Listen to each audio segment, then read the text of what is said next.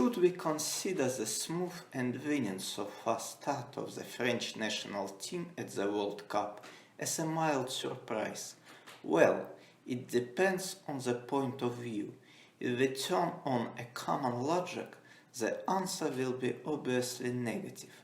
The officially best national team in the world should win by definition, and it's winning. But if we recall how poor the recent world champions defended their titles, and will go from there, the results of games versus Australia and Denmark look almost as an eye-opener, especially if we add to it that the requirements of the group stage currently are as high as ever, and many initial favorites are risking of leaving the tournament much earlier than they expected. So what separates this French national team that, incidentally, spent the first match at the following World Cup better than any of its crowned predecessors in the last 7 decades, from 4 previous European World Cup holders that were completely embarrassed for years after their triumph? To start with, I would like to break this quartet into 2 categories. Italy 2010 and Germany 2018 evidently should be mentioned together as the teams that in the course of next 4 years simply lost the lion's share of their winning resources in the shape of players through retirement, health problems, or loss of form. The Squadra Azzurra 12 years ago arguably had no world-class footballers at all, given the fatal injuries of Gianluigi Buffon and Andrea Pirlo, and how old Fabio Cannavaro was. As for Germany in 2018, Toni Kroos was perhaps its sole real asset, bearing in mind to what extent both Manuel Neuer and Thomas Müller were out of their usual form back then. Meanwhile, the relentless pressure to perform and perform big in accordance to the glorious traditions has been always there, along with highly motivated opponents. Meanwhile, France 2002 and Spain 2014 belong to a different breed. Both these national teams, after their respective World Cup triumphs, amplified the success by winning the Euro as well, and on paper remained a strong force with a constellation of formidable players. But exactly this idol did a disservice to them. Both these sides have fallen victim of a false sense of security, forgetting how fine the margins are at the World Cup within 3 group stage matches. The difference is that, in the case of France, it was mainly the footballers' attitude. Some of them came to South Korea in a pretty careless mood, and after the first adversities in the form of Zidane's infamous injury and stunning defeat at the legs of Senegal, Les Bleus were simply shell-shocked. With regards to Spain, the net failure had more to do with the poor managerial job. Vicente Del Bosque proved to be extremely conservative by completely ignoring a generation of young footballers that emerged in 2 seasons prior to the World Cup and relied too much on the veterans, underestimating their fatigue and the factor of Brazilian suffocating heat. As for the current French national side, it's surely closer to the latter pair of examples, but with one major difference. The today's Les Bleus already had their Waterloo in the shape of the last year's Euro, despite the fact that they had every reason to win this tournament as well. In terms of depth, skills, experience, and overall quality of the roster, the Frenchmen were head and shoulders above the vast majority of opponents, but this was in theory. As for the reality, the combination of swagger and misfortune has played a bad joke on them, even if the team of Didier Deschamps left the competition being undefeated within not only 90 regular match minutes, but 120 as well. The poor results in the friendly games and the avalanche of various injuries made an impact too. The purely negative one, you may think at first, but right now it seems quite the contrary. In fact, all these issues made the team more focused, determined and united, at the same time releasing the pressure to win by all means.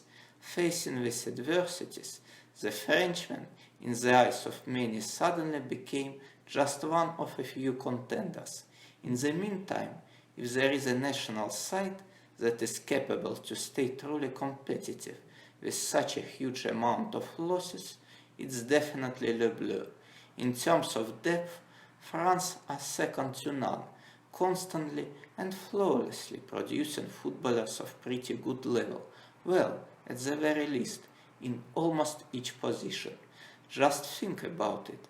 Despite all the trials and tribulations, Deschamps allowed himself to leave Ferland Mendy out of the final squad, the player who in terms of pure defensive skills might be the best left back in the world.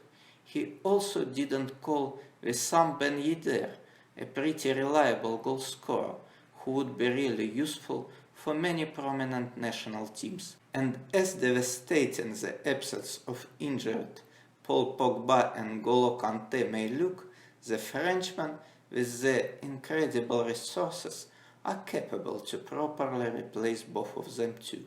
More precisely, the loss of their best versions would be a catastrophe for real, but keeping in mind to what degree both of them suffered from injuries lately, it must be said that the current Pogba and Kanté are more than replaceable.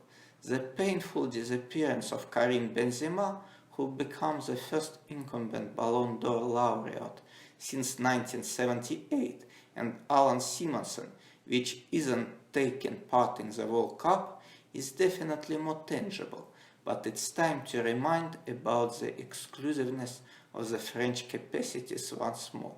The presence of Kylian Mbappé and his enormous talent allowed Le Bleu to get over it relatively painlessly. As for Mbappé himself, he probably even gained from it, whatever fruitful and spectacular his duo with Karim was.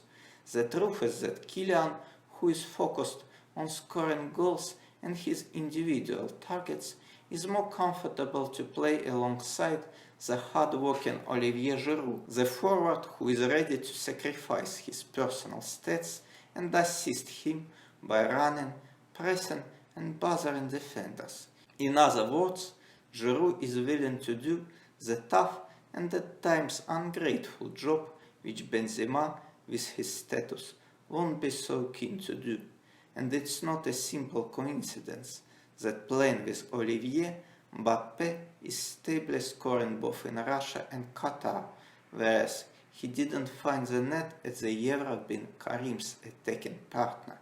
Add to this the operability of the ever-fluid Antoine Griezmann and Ousmane Dembélé, and you will see that Mbappé, who very much like Romario and Ronaldo in their heydays, is not the biggest fan of running and tackling, got a preferential treatment, and it's really curious how much dividends, both individually and collective-wise, he will be able to extract from it. It would be fair to say that the numerous injuries so far affected France more in terms of football style than in respect of sheer strength. Deschamps, who is well known for his pragmatism and an Italian-type coaching manner, is forced to construct the play in a more offensive vein. For instance, he used to deploy three pure holding midfielders, but at the moment Didier could rely only on Adrien Rabiot and Aurélien Tchouaméni in this pivotal zone. Youssouf Fofana and Matteo Guendouzi have very little international experience under their respective belts. As for the mercurial Eduardo Camavinga, the manager wasn't inclined to include him in the final squad and did it out of absolute necessity. As a result, Deschamps currently prefer to add the diligent Griezmann to Rabiot and Tchouaméni in the defensive phase. It should be pointed out that after Lucas Hernandez's horrendous injury, France were basically left without reserve left back, and in the case of emergency, if something happened to Theo, Lucas's brother, the coach of Les Bleus will be forced to feverishly unsheath a tactical scheme with 3 central defenders and Camavinga in a role of footballer who covers the entire left wing. Luckily for Deschamps and company, this is only hypothetical version at the moment, but the emphasis on attack is more than evident even now. With all the staff losses, France simply couldn't produce clean sheets in their classic mode and must score more in order to win. In 2018 in Russia, the Frenchmen spent 4 games out of 7 without conceding goals. This time, even 2 clean sheets are looking as a pretty serious task. Fortunately, the offensive players are absolutely on fire, and here's another distinction. Unlike 2002, when all the major stars came to South Korea being saturated with various accomplishments and silverware, the current crop of French footballers is highly motivated and hungry for the maximal result. Mbappé was threatening to win Ballon d'Or since 2018, but still didn't fulfill his dream and desire despite the constant high level of productivity. Therefore, he desperately needs another brilliant World Cup. It will seal his greatness. As for Ousmane Dembélé, he did so little during the last 4 years that now he must be on top of his motivation and fervour too. The same goes for Griezmann, whose highly advertised and luxurious transfer to Barcelona didn't bring him the trophies he craved, and whose return to Atletico proved to be rather lackluster so far. Moreover, in the face of Deschamps, France have a pretty motivated manager either, who is eager to sign a new contract and stay for another 2 years, or preferably even 4. In order to do that, Didier must deliver here and now, otherwise he will be replaced with Zinedine Zidane, who is patiently waiting on the wings. In this scenario, the current manager of Les Bleus is seriously risking to remain unclaimed. He didn't work on a club level for more than 10 years, and it's highly unlikely that he will receive a flattering offer in this regard. An option connected with the other national team looks more probable, but in this case Didier will inevitably lose a big deal, both in terms of prestige and salary. Meanwhile, he is only 54 now and full of energy, which is in a stark contrast to Marcello Lippi, Vicente Del Bosque and Joachim Löw, who were much older and looked like tired and desolated masters in their failed campaigns. Unlike them, it's too early for Deschamps to contemplate retirement and pension, and from that perspective, he, even after 10 years of grueling and stressful work, should be much more interested in retaining his job than Zidane, with his legendary status and innumerable amount of commercial contracts, in obtaining of it. Noël Le Graët, the president of French Football Federation, clearly outlined what Deschamps must do in order to be a master of his own destiny. Didier should lead his team to the semi-final, and it would be enough for a new contract. One broad step to this goal has been made already. There are 2 more to come.